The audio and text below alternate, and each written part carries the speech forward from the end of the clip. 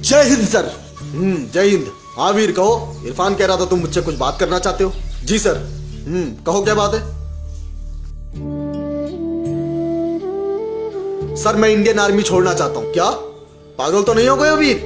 ये क्या बोल रहे हो? एक इंडियन आर्मी का जवान इस तरीके से बातें कर रहा है। बात क्या है क्लियर बताओ मुझे। सर हमारे देश का हर वो नौजवान जो इंडियन आर्मी में आना चाहता है उसका एक ही सपना होता है सर, बॉर्डर पे यूं खड़े होकर देश की सेवा करे।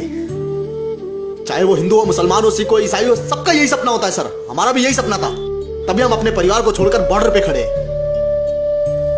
हमें धर्म वर्म नहीं देखा जाता है सर।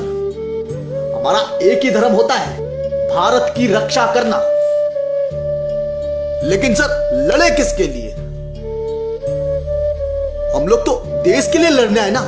जब लोग नहीं बचेंगे देश के तो लड़ेंगे किसके लिए सर?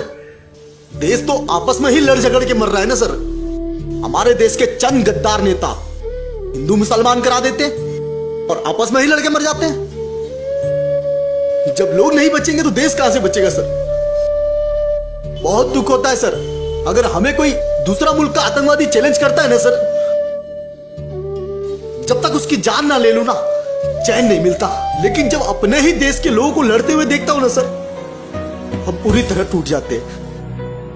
ये हम इंडियन आर्मी के दिल की बात बता रहा हूं सर। हम एक फौलाद होते हैं। हम किसी से नहीं डरते, किसी से भी नहीं। हमारी आंखों में आंसू भी नहीं आता।